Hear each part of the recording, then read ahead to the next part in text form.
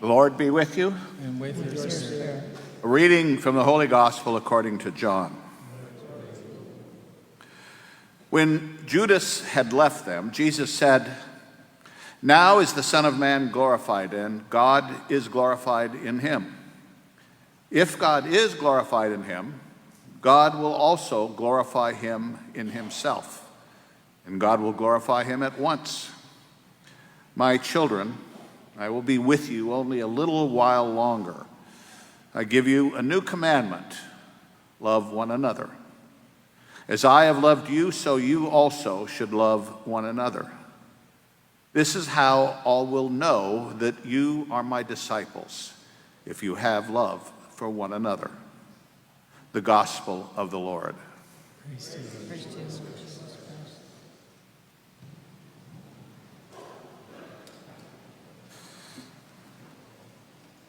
Well, for me personally, the season of Easter has always been problematic when it comes to homilies, because we get to hear during this season from parts of the Bible that we don't hear very much from as a general rule. Matthew, Mark, and Luke each have a year dedicated to them, where most of the Sundays, the gospel reading is from one of them. But not John. John has certain times of the year, one of them being Easter time, this season until Pentecost. It's also the other two readings that are characteristic of this time is from Acts of the Apostles and the book of Revelations. Acts of the Apostles is one of the books that I've always thought was greatly underrated, and we should have a little more exposure to it. The book of Revelations is perhaps the single most abused book in all of Scripture, Old and New Testament. Let me just say by starting off that the book of Revelations is not about the 21st century, okay? The problem I face, of course, is we've got these three different documents that are really important and are extremely significant in the development of our faith. But I just, I'd like to get you out of here by dinner time. So what I'm going to do is a brief introduction to Acts, Revelation, and then I'm going to talk about the Gospel of John. I'm going to be here next week, so next week I will focus on Revelation. But today it'll be the Gospel of John. But just a quick word about Acts. Acts is a sequel, okay? It's a sequel to the Gospel of Luke. Whoever the author of Luke was also wrote Acts. There's no serious question about this. This was recognized by the 2nd century. The earliest church fathers recognized it. It's easy to recognize, aside from the language, they begin the same way. If you go to the opening of the gospel, the evangelist, and I say we don't know who it was, it's called Luke just because at some point the church decided these gospels need to have names attached to them, because there's none in the readings. There's nothing in the Gospel of Luke that says, "I, Luke." But the Lucan tradition was from Paul, and Paul had a companion named Luke, and probably the gospel came from the communities that Luke evangelized. Whether he wrote the gospel and Acts, we can't know for certain. The point is, it did have the same audience. The gospel begins with the evangelist saying that he is going to write an account of the things that Jesus did and said. And he addresses it, and he said, that's what I'm going to do, my dear Theophilus. Now, the name Theophilus is Greek for God lover. And that just seems almost too on the point. It's just, what a coincidence. Probably, and most scholars now agree, Theophilus was not a person, but he was a corporate person. Everybody here, Theophilus, okay? So whoever the evangelist was writing to was probably a community of faith, and to which he gave the title God lover. You read Acts, go to chapter 1, verse 1, and it begins, "In my first book, Theophilus, I wrote about the things that Jesus said and did." Okay. Clearly, Acts is a sequel.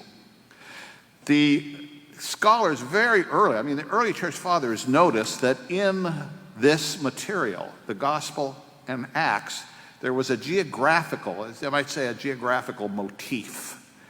If you look at the gospel, you have the opening material, the prologue, which essentially this is the story of the Annunciation, the birth of Jesus, the story of the shepherds, and you have the Jesus in the temple as a young man, as an 11-year-old boy, and so forth. And then you go into the very beginnings. That's the prologue, and then you have the stories of Jesus' baptism by the Baptist and his 40 days in the desert, and then his ministry begins. And the rest of the gospel is a journey. Jesus is moving from his home territory up in Galilee, up in the north, and he's wending his way south. And sometimes he steps over into Gentile territory and then back into Judean territory. And he ends up in Jerusalem, where the climactic events take place. It's in Jerusalem that he gathers his disciples together, establishes the Eucharist, gives them their mission, and he's arrested, he's tortured, he's hung on the cross, he is buried, he raised from the dead and ascends. That's the end of the gospel. Acts begins with the ascension. After that comes the bestowal of the Spirit on the church, the gathered assembly. Now, the same problem we have with the Last Supper, we have too often we see the word disciples and we just think of the 12. Rembrandt's, not Rembrandt, Leonardo da Vinci, his famous painting of the Last Supper, has really screwed up people's perceptions. Beautiful work of art, but it's historically nonsense. The Last Supper was not Jesus and the 12. Okay? The 12 were the apostles. All apostles are disciples, but not all disciples are apostles. Apostle was a title, it was a designation, it was a rank, it was a job. Okay? Disciples were whoever it was who followed Jesus. Okay? And the Last Supper is about a group of disciples. We don't know how many, whether there was 20 or 120 or 520 or whatever. A large group of disciples were together with Jesus for the Last Supper. Okay? Now, let's jump ahead to Revelations. Just a quick statement about Revelations. As I said, the book of Revelations was not about the present. Okay? They weren't concerned with, you find thinkers from the 2nd century and the 8th century and the 12th century and the 16th century and the 20th century and now in the 21st century, people saying, well, it's predicting this, that, or that. No, it isn't. They didn't know about the 21st century. As a matter of fact, no such century existed. They didn't date their time from the same way that we do. They weren't talking about now. They were talking about then. Their concern was what was happening then and there, in a specific place in Asia Minor, and what was happening to them at that time. And it's a specific form of literature. It's a form of literature called apocalyptic. Those of you of a certain age may remember when in Catholic Bibles that last book was called the Apocalypse. Okay? It's a form of literature that was very characteristic and remains common throughout the world. It reached a peak in the Mediterranean world between 200 BC and 200 AD, where there was lots of documents that were apocalyptic in nature. And what apocalyptic literature was, it was the literature of the oppressed. People who found themselves in an oppressive situation and who dreamt of something better. And often in a very vengeful and angry way. Now remember that during this period, 200 BC to 200 AD, the Romans ran the Mediterranean world. And being under the authority of the Romans was problematic. And many people resented it greatly, And many of them told stories to one another about a time when that was going to change. Now, a characteristic of apocalyptic literature is a world where there are people on the bottom and people on the top. And the people on the top are crushing the people on the bottom. But there would come a time, it would be flipped. And the people on the bottom would be on the top, the people on the top would be on the bottom. That's apocalyptic literature. And cultures of the world are filled with it. It's not just the Mediterranean world. You can live in any culture where there is a sense of political oppression, a social oppression, you'll find those kinds of stories where the world is going to be flipped. And they've been giving out at the previous masses a little homework assignment here. It's voluntary, of course. When you get home, Google Bob Dylan's song, "The Times They Are A-Changing." You will find in that song, if you read all the verses, you'll find 3 places where he makes apocalyptic statement. So your homework assignment is read those lyrics and see if you can find the 3 spots, keeping in mind that the point of apocalyptic literature was the people on top would soon be on the bottom, and the people on the bottom would soon be on the top. Now, of course, the question is, why is this particular book, which is kind of mean-spirited, frankly, why is it in the Bible? Well, we'll talk about that next week. Let's go to John. John's gospel, again, we have the same problem with the Gospel of John. We don't know whether John, it's the tradition was that it's John the Evangelist was John the Apostle, one of the sons of Zebedee, James and John, okay? No serious scholar today would take that as the case. For one thing, the book of John, the Gospel of John, was written about 95 AD. That's 65 years after the time of the end of Jesus' ministry, after the crucifixion, resurrection, and so forth. Given the fact that the average age of death of the Mediterranean world at that particular time was about 47, it's highly unlikely that anybody who walked with Jesus of Nazareth, was still alive to write. Okay?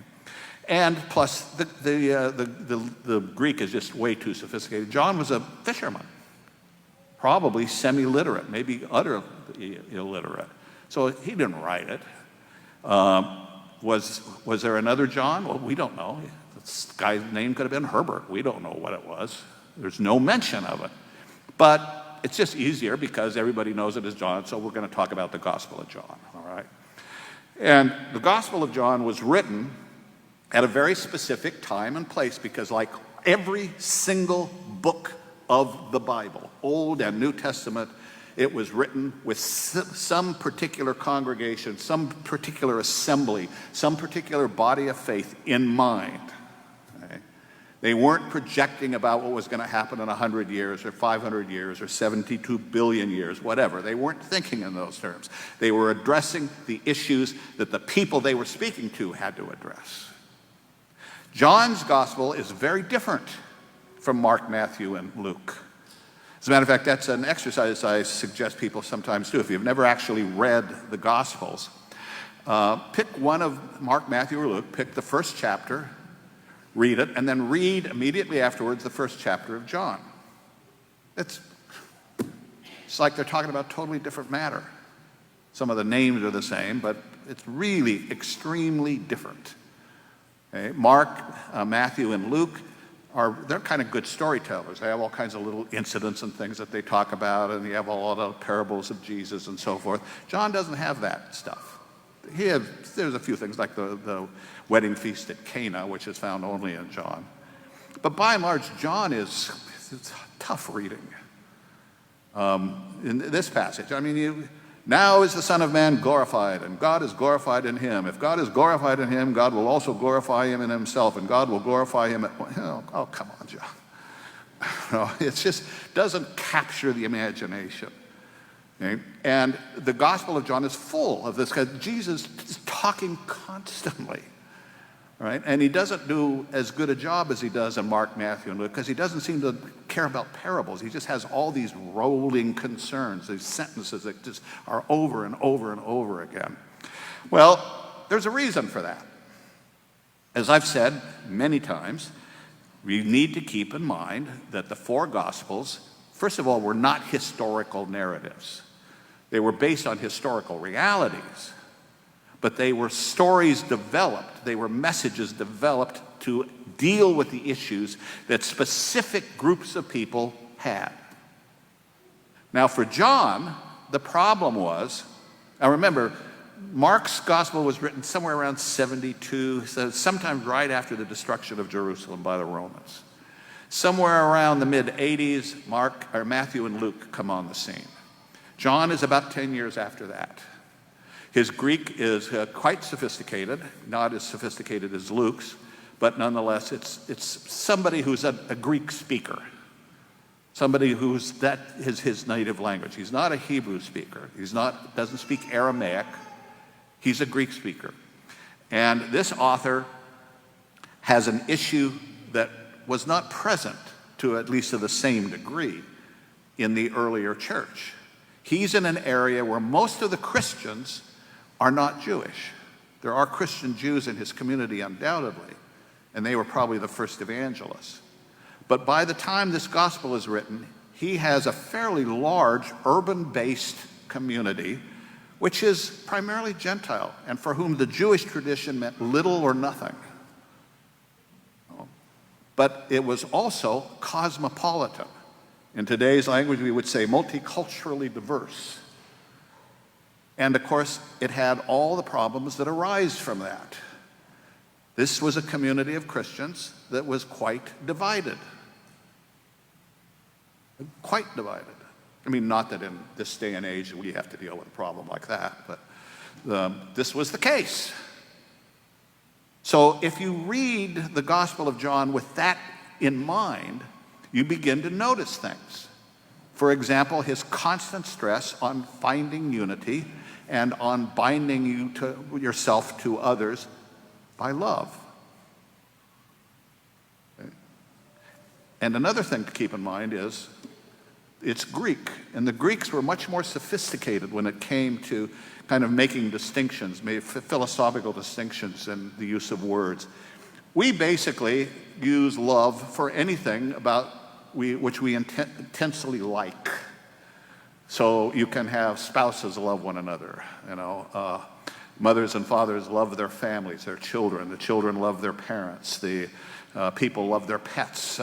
Some people love chocolate ice cream. Some people love a certain type of music, or they like to watch the sunset at the coast. It's all love. Regardless of the topic or the target of that love, we use that word to talk about something we really like. Okay? The Greeks were a little more sophisticated, and the word they use in this case, because they had several, in this case, the word that we find running through the Gospel of John is the word agape. Using the Roman alphabet, that's A-G-A-P-E, agape. Now, agape is accurately translated as love, but the problem is it's not a love that involves emotion. It's not romantic love. It's not the love of a particular style of writing or of music or anything else. It would be almost adequate to translate it as justice. In other words, usually when we use the word love, we're talking about emotional response. This kind of love has nothing to do with emotion. If you agape somebody, doesn't mean that you like them. That the reaction that you may have on a personal level may in fact be kind of repulsive. Well, interesting enough, in the light of our new Pope, I have a friend, a married couple, who both are from Chicago, and the wife is from northern Chicago, and the husband is from South Chicago, and they were very torn up, feared for their marriage because they found out that Pope Leo is from South Chicago, which means he's a White Sox fan. So, I don't know. I told them that after 53 years of marriage, you probably could work your way through this. But at any rate, these are the kinds of things that I'm talking about on a little more severe level. The point is, you had these communities of people who had, because it was multicultural, because it was diverse, you had these problems of people getting along with one another.